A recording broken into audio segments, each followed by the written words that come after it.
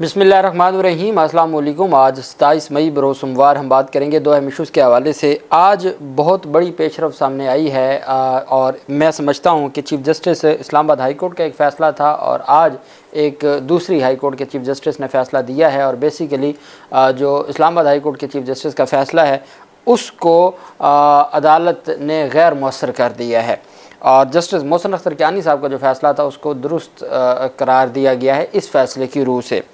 और बाकायदा तौर पर जज साहब ने जब फ़ैसला सुनाया, फ़ैसला सुनाते हुए जब वो तशरीफ़ लेके जाने लगे चैम्बर, तो जो दरख्वास्त गुज़ार थे, चूँकि सहाफ़ी थे, रिपोर्टर्स थे दरख्वास्त गुज़ार, तो उनसे जज साहब ने मुकालमा करते हुए कहा कि आप तो ऑर्डर लेके जा रहे हैं, उसके बाद जो मेरे साथ बीतेगी फिर मैं देखूंगा।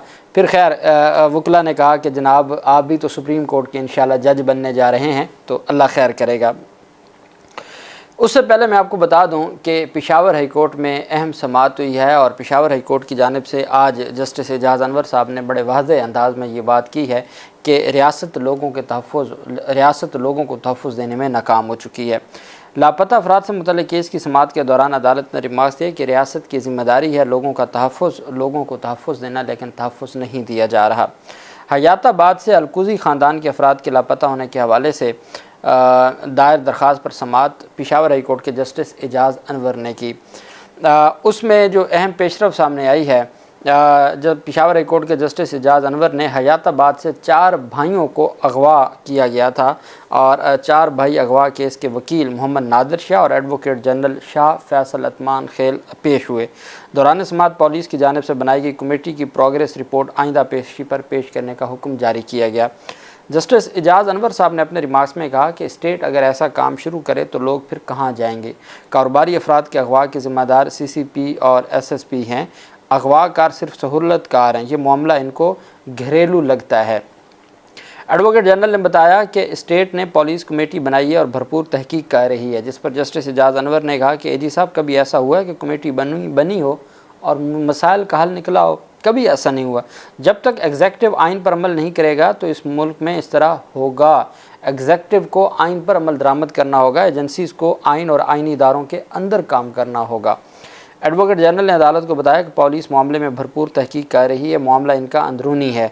वकील बैरिस्टर अवैस बाबर ने कहा कि मामले में इनका अपना भाई मुलव्वस है। पुलिस की सरपरस्ती में नकाब पोशों ने रात 2 बजे मेरे क्लाइंट्स को मेरे सामने अगवा किया।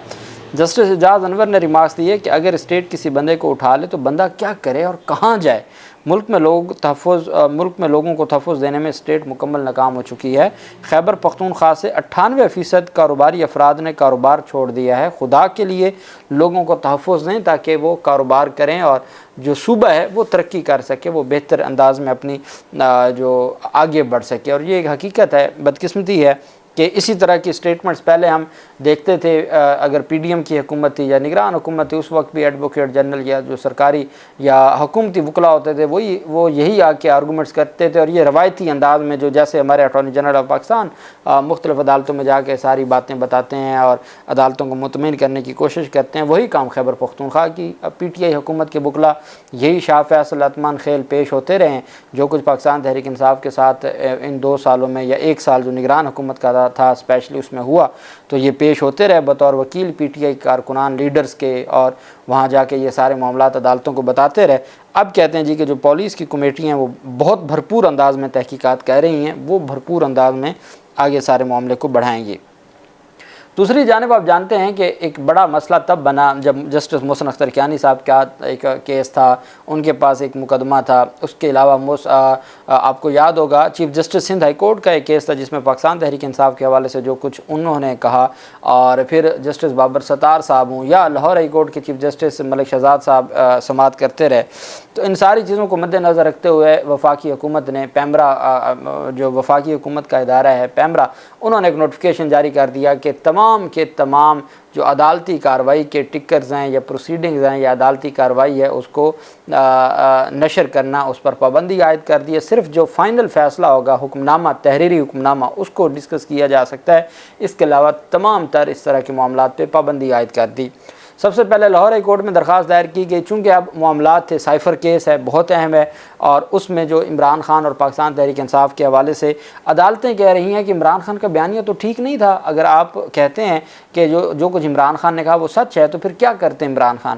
اب سائفر کیس ہے، عدت نکاح کیس ہے، باقی مقدمات ہیں عمران خان کے، پاکستان تحریک انصاف کے مختلف مقدمات ہیں، تو وہ چیزیں پھر رپورٹ ہوتی ہیں تو وہ قوم تک پہنچتی ہیں۔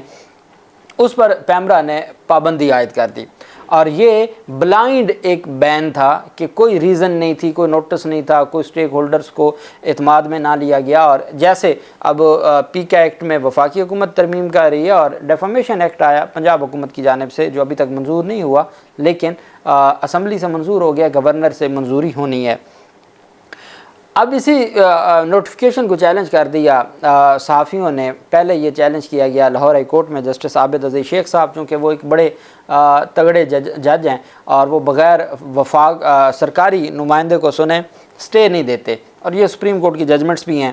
تو انہوں نے 29 مئی کے لیے بڑی تاریخ، لمبی تاریخ نہیں دی، انہوں نے کہا چلیں ان کو بلا لیتے ہیں اور اس کے اوپر لارجر بینچ بھی بنا لیتے ہیں، اور اس معاملے کو ہم ہمیشہ کے لیے ڈیسائیڈ کر دیتے ہیں۔ 29 مئی کے لیے وہ ان کے پاس پرسوں سماعت ہے۔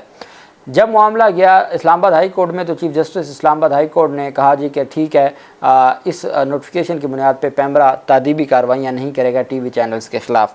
جب تحریری فیصلہ سامنے آیا تو اس میں یہ نظر آیا کہ بیسیکلی چیف جسٹس عامر فاروق صاحب نے پیمرا کو اس نوٹیفیکیشن پر عمل درآمد کرنے کا حکم دیا ہے کہ جو ٹی وی چینلز اس نوٹیفیکیشن پر عمل درآمد کریں ان کے خلاف تعدیبی کارروائی نہیں کرنی۔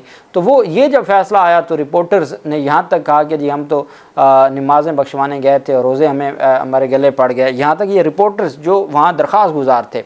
پھر کئی صحافیوں نے یہ بھی کہا کہ ہمیں یہ درخواست واپس لے لینی چاہیے اور ہمیں کسی اور ہائی کورٹ سے رجوع کرنا چاہیے، یا سپریم کورٹ میں مختلف ان کی تھی۔ اب یہ سنگل بینچ کا فیصلہ تھا۔ محسن اختر کیانی صاحب نے کیس کے فیصلے میں فرما دیا کہ جی جو اگر یہ جو میرے سامنے کیس ہے اس کی رپورٹنگ کی میں اجازت دیتا ہوں اور میں اگلے کیسز لائیو دکھاؤں گا۔